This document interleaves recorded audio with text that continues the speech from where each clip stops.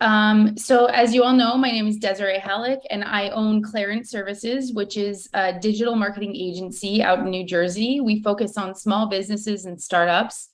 And I'm going to talk to you guys about increasing sales with neuromarketing.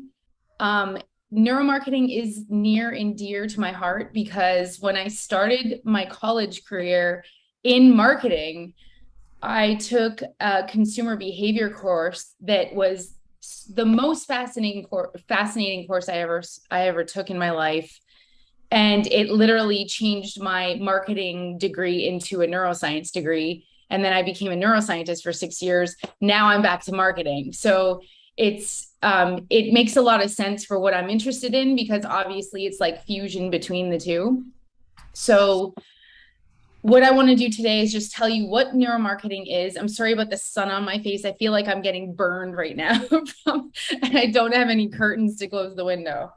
But I'm going to explain what neuromarketing is. I'm going to give you a couple examples of how big brands are using neuromarketing. And then I'm going to give you examples of how you as a small business can use neuromarketing to your advantage. So, what is neuromarketing? So, it's really the psychology behind consumerism. Okay. So, it's like the neurological reasons why we make purchasing decisions. And it's the subconscious of decision making. So, a lot of times we're choosing products and brands. We don't even know why we're doing it, but we do. For some reason, we're attracted to some and not others. And we make a lot of our purchasing decisions based on emotions.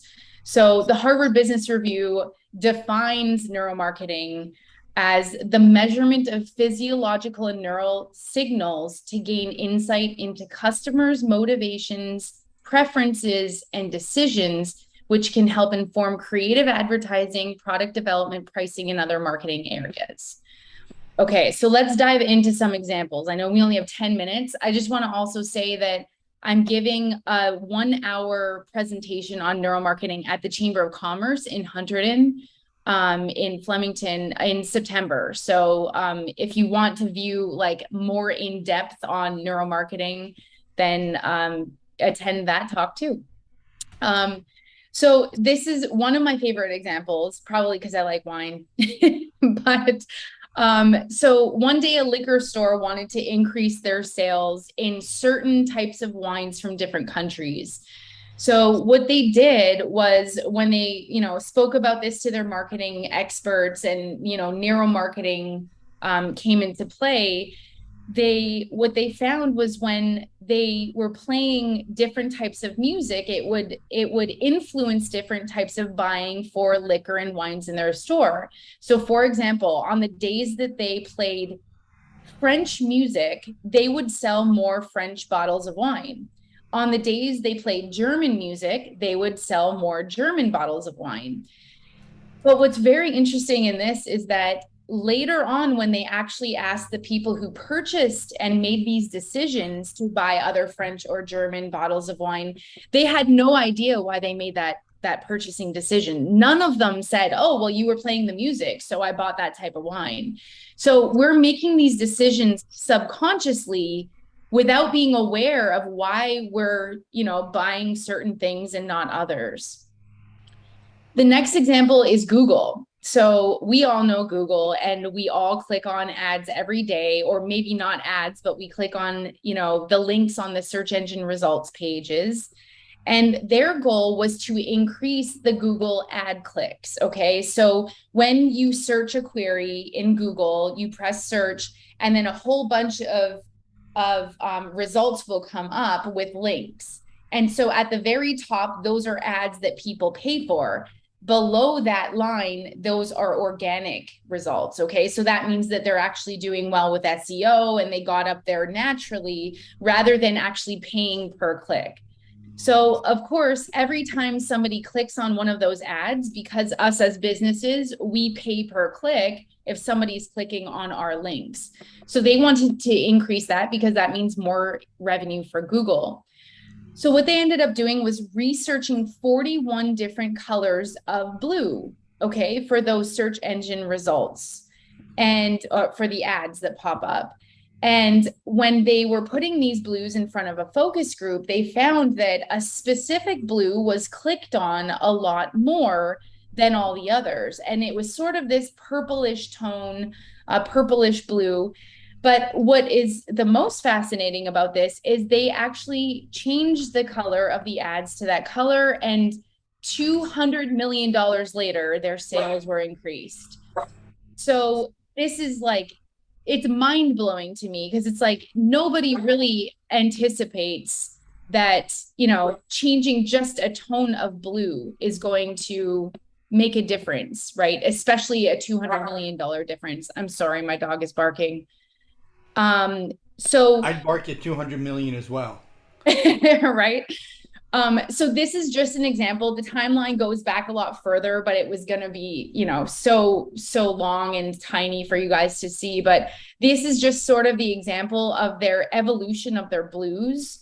And in 2019, this is what they came up with, that actually made that change. So this is, a very slight change. Nobody would subconsciously or nobody would consciously be aware that, oh, well, I like that blue better than that one. And it would make me actually click on something. But that's how neuromarketing works. I am also not suggesting that everybody change the colors on their websites to blue, but you do have to understand your target market and know what they're looking for, in order to make those changes. Amazon is my next example, and I have two examples for Amazon.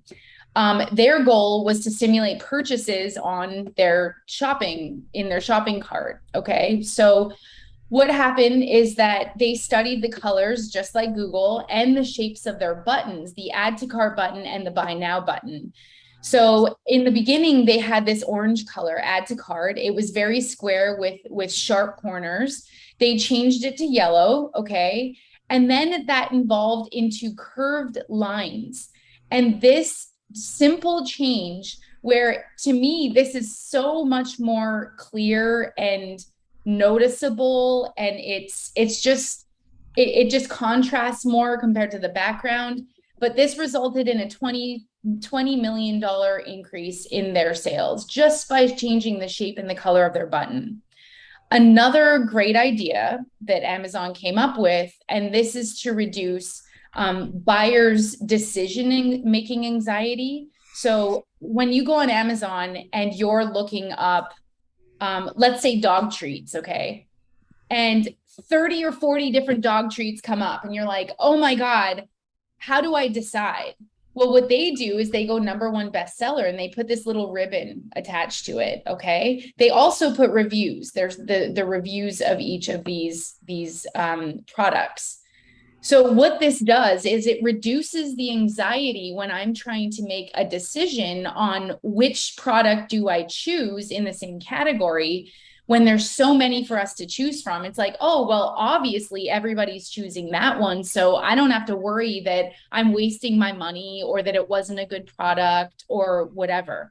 So putting those labels on, Amazon bestseller, or people similar to you buy this product, things like that, or people who bought this also chose this. Those are ways of reducing that buyer's anxiety. Another great example for Amazon, I have nothing visual here because it's just so simple. I want you guys to always think about user experience. So they did an experiment for user experience where what they realized was, once somebody went into Amazon, let's say they didn't have an account in Amazon, or let's say they did, okay? Either way, once they were adding things to their cart, they would then go into their cart and click buy now. And all of a sudden, a form would pop up where they have to either sign up or sign in to their account. Well, they got so many backs, like people were using the back button, and they didn't want to deal with a stupid form, which really was only a username and password, just like anything else that we sign into. What they did was they took the form and they put that on the beginning of the experience. So before you start shopping, fill out the form. This increased their sales by $300 million. okay, just by improving the user experience. So just think about, we are such impulsive buyers in and anything that we do in this day and age, we're so impulsive that a simple, probably 30 seconds it would take us, maybe less, to just put in our username and password or sign up to something. We're like, no, I don't want to do this, too much work, okay, I'm done, right? And then we move on to something else in our day.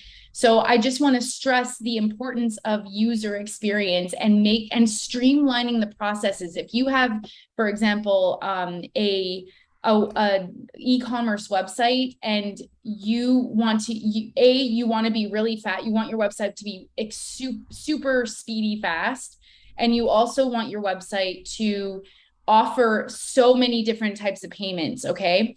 Adding PayPal to for an option of payment, if you don't already have it, will increase sales across the board 18%. So that's just an example of user experience, like giving them options. Same with shipping. Okay, so I All right. have a, Actually, Desiree, hate to do this.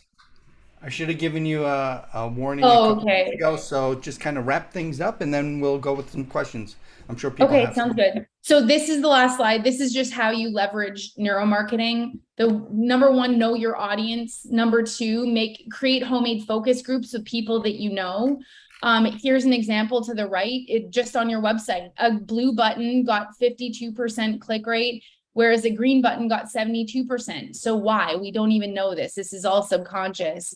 Offer something for free. The power of free is very, very effective. For example, if you're doing buy two, get one free is more effective than getting three for the price of two. Okay. So it's the same thing, but you're using the word free. And for some reason, we love that word. Offer choices for price packages. I have another amazing example for that. I'm not even going to get into, but if you only have one choice, make a deluxe choice too, and then it makes that first choice look a lot cheaper. Always reduce the buyer's decision anxiety. So you want to put reviews next to your product so you make other people feel better about their buying decisions. The power of scarcity. Costco will limit their products allowed to purchase, so they'll say limit of 4, so that makes you feel like, oh my god, I better buy 4 because these are going to be gone. And then sense of control. Think about the vaccinations, okay? Think about the difference in language when you say, do you want to get vaccinated versus which vaccination will you choose? So very powerful, those two different sentences. And again, make your website fast. There are so many studies that say that you will get a lot more conversions on your site if your website is fast. And just to close, my very favorite example, this is a urinal, okay? And one very large event center was tired of spending so much money on their custodians cleaning the walls behind their urinals. Okay, so naturally, the behavior of men, they like to aim at something when they're peeing. Okay, and so what the neuromarketers came in, they said, well, etch a little fly on the most strategic spot on the urinal where less splatter will happen. Okay. And sure enough, this reduced costs for like custodial costs and stuff by 80% in the men's washroom. So I just wanted to end with that, and I'll open up to questions. I got a question. So going back to the color example here with the buttons, changing Yeah. from blue to green on my website is not going to automatically get me better clicks, right? It's not something that, No. oh, this is a magic color. It's something that everybody would just have to test. Yep, you have to test depending on your target audience. So don't make a decision based on these big brands, just like the yellow for Amazon. But although if you do look at huge brands, there are lots of them are in blue. For some reason, we are just attracted to blue, and yellows as well. So no, you have to get sort of your own focus groups that will represent your own target market, and then you would do those testings. Like 2 different landing pages. It's easy for you guys to do. That's not difficult. Just test 2 different landing pages and side by side and see which ones they are more drawn to. So I have a question. How do you do this research when you're a company of one versus a Google or an Amazon that has an entire research facility? Yeah, good Um, question. Very good question. So create your homemade focus group. So Jake, you would ask us on this call, like, hey guys, what do you prefer? You could send us an email. You could say, which one do you like better, and put something side by side, or you can test them on your actual campaigns. Let's say you're doing an email marketing campaign. You have 1,000 people on your list. Send 500 of them one version of your email, send 500 of them the other version, and see what traction you get for open rates and for click-through rates. So that's just an example of how you can do it by yourself, right? Or but you utilizing other people, and you're always trying to pick out people who would most represent your target audience, right? So for example, if you're selling diapers to if you're selling diapers, you're not selling those diapers to babies, you're selling them to the parent. So you have to appeal to the parent, not the baby, even though they're the ones wearing the diapers, right? So you have to really know your target audience. awesome. You mentioned payment methods. I noticed recently, sometime this year, Amazon added an option on some items for folks to be able to purchase using Affirm, which is the it's popular online that allows you to buy it now and pay for it over time. So it's like a mini loan. Yes. So the vendor gets paid right away, but then you pay Affirm. And I noticed that just recently. I'd like to see how that changes things. Yep. So I have a client and their name is Skill Crush, and they are an online tech school. And they just offered that option because their competitors were. And it's definitely like people love it.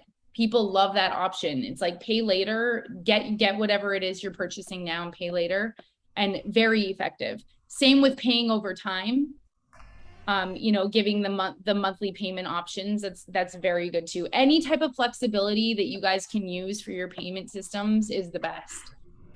And decreasing the amount of fields on a form. If you can just get away with just getting their emails, then leave with that. If you need their names or last names, fine, but as little information as possible is the best to collect. Anything else? No? Well, thank you, everybody.